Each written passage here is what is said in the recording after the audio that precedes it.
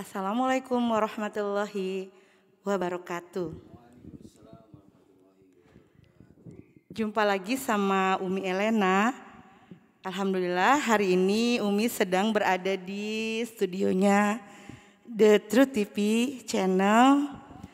Kemudian di sini ada Mikwasi TV, ada Abu Ulum official, dan Umi sendiri di channel OT official. Alhamdulillah hari ini Umi ingin sekali berbagi sama sahabat-sahabat Umi. Tapi sebelumnya subscribe, share, and comment, dan dipijit loncengnya biar bisa notifikasinya masuk ketika Umi berkisah. Nah, semuanya tidak ada yang tidak mengenal ibunda yang paling mulia, yaitu Sayyidah Khadijah. Entah kenapa hari ini Umi ingin sekali berkisah tentang kemuliaan dan kesucian beliau. Jadi Ibunda Khadijah itu adalah seorang putri dari Walid Khadijah binti Khalid bin Asad. Beliau itu adalah seorang perempuan yang dijuluki Ratu Mekah. Karena kemuliaan dan kesucian beliau, hampir semua penduduk di Mekah itu menghargai beliau. Jadi sebelum Sayyidah Khadijah menikah dengan Nabi Muhammad SAW, pernah dua kali menikah. Dari pernikahan yang pertama mempunyai 2 putra. Kemudian suaminya wafat. Dan setelah itu, pada waktu itu Bunda Khadijah berumur 20 tahun. Kemudian beliau menikah lagi dan mempunyai 1 orang putri. Pada waktu itu Bunda Khadijah termasuk salah satu saudagar ya, seorang perempuan terkaya di Mekah, karena selain beliau adalah keturunan bangsawan, orang tuanya pada waktu itu juga bangsawan juga, mewariskan warisan yang banyak, lalu menikah dengan laki-laki yang juga dari keturunan bangsawan. Dan pada akhirnya beliau menjadi perempuan terkaya ya pada waktu itu, juga terhormat. Nah, perkenalan dengan Nabi Muhammad SAW, pada waktu itu Ibunda Khadijah memerlukan seorang agen atau koordinator untuk perdagangan ke luar negeri, yaitu ke Jersey ya. Biasanya Bunda Khadijah kalau memberangkatkan satu kafilah, beliau membawa barang-barang yang sangat laris ya. Jadi memiliki keuntungan yang besar. Selain memiliki keuntungan juga Bunda Khadijah baik sekali. Kalau ada yang mau menikah, nggak punya mas kawin, beliau yang membelikan mas kawinnya. Kemudian kalau misalnya ada panti orang tua yang jompo, beliau selalu memberi kepada orang-orang yang membutuhkan.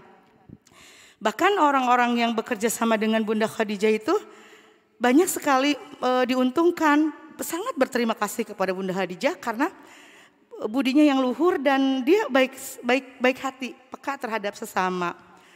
Pada waktu itu Muhammad berusia 25 tahun. Beliau diantar pamannya untuk melamar jadi seorang agen ke rumahnya Khadijah. Nah, kemudian setelah itu Khadijah menerimanya karena pada waktu itu Rasulullah itu umur 25 tahun sudah bergelar Al-Amin atau memiliki gelar orang yang jujur. Kemudian Bunda Khadijah pun memiliki gelar wanita mulia dan suci. Pada waktu itu berangkatlah Nabi Muhammad SAW. Waktu itu berangkatlah Muhammad beserta satu rombongan kafilah dan ditemani oleh salah satu budaknya Bunda Khadijah, yaitu bernama Maisyarah. Kemudian mereka berjualan gitu ya. Nah, di perjalanan itu Maisarah itu sangat takjub gitu ya kepada Muhammad. Kok ini orang pinter banget strategi berjualannya. Kok ini manusia ini mulia banget gitu ya. Baik sekali, cerdas sekali. Kemudian beliau bisa apa yang beliau kerjakan mendapatkan keuntungan seperti itu. Bahkan kagum sekali Maisarah ketika itu. Nah, setelah itu kemudian mereka waktunya pulang gitu, 2 bulan waktunya pulang kafilah itu ke Mekah setelah perjalanan jauh. Nah, pada waktu itu Nabi Muhammad itu memberi keuntungan yang besar dan berbudi luhur kepada klien-kliennya baik, terus jujur, berdagangnya bagus, seperti itu. Maka ketika pulang sudah jelas sebelum pulang kafilah itu Muhammad itu sudah pulang duluan. Sebelum menemui Khadijah, seperti biasa kebiasaannya beribadah dulu di Ka'bah pada waktu itu. Nah, setelah pulang dari Ka'bah kemudian menemui Khadijah serta melaporkan perjalanannya ketika dia berjualan beserta rombongan kafilahnya. Nah, setelah itu mulai Siti Khadijah ada rasa kagum, kok ini pinter banget gitu ya. Muhammad itu selain punya gelar Al-Amin, orang-orang Mekah sudah tahu kalau Muhammad itu orang yang jujur. Selain jujur dia pinter banget, bisa bernegosiasi. Kemudian dia strategi berjualannya bagus. Nah, dan itu diperjelas lagi oleh budaknya yang bernama Maisyarah yang selama perjalanannya mendampingi Muhammad. Sudah mendapat keuntungan yang besar dan tambah-tambah Maisyarah membagus-baguskan, dalam arti membagus-baguskan memang menceritakan kebaikannya Muhammad selama di perjalanan. Jadi Muhammad itu strateginya bagus, diceritakanlah kepada Sayyidah Khadijah. Nah, selain itu selain senang, Khadijah juga ada rasa tertarik. Oh, ini baik sekali. Padahal Bunda Khadijah itu pada waktu itu banyak sekali saudagar-saudagar kaya di Mekah yang menaruh hati padanya. Tapi tidak satu pun yang melamar itu sama Ibunda Khadijah itu diterima pada waktu itu.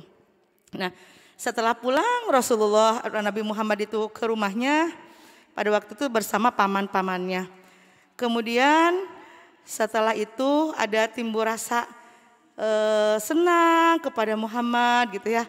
Akhirnya Maisarah pada waktu itu ada pamannya bernama Naufal Awarokah ya.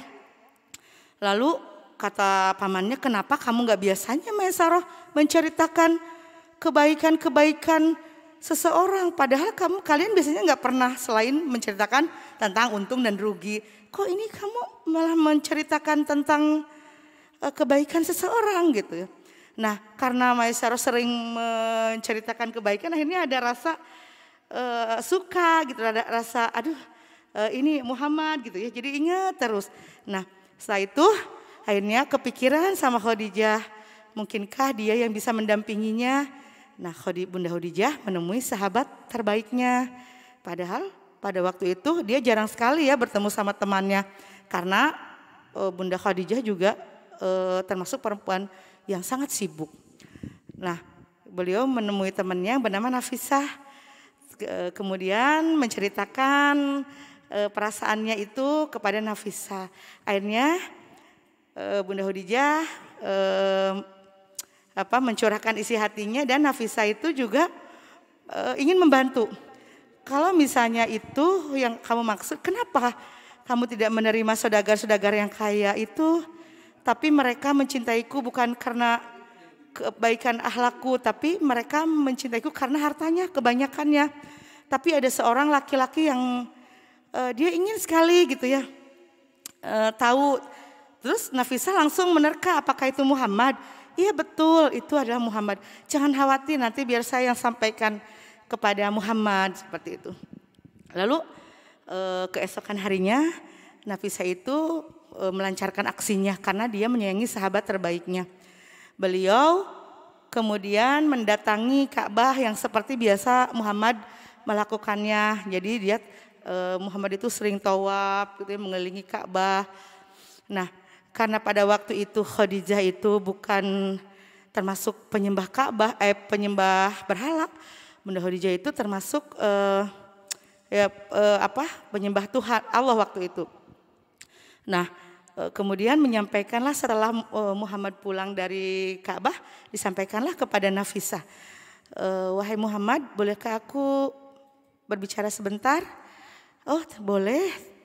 Kemudian Nafisah menceritakan, kenapa Muhammad kamu belum menikah? Seperti orang-orang yang seusiamu itu udah pada menikah.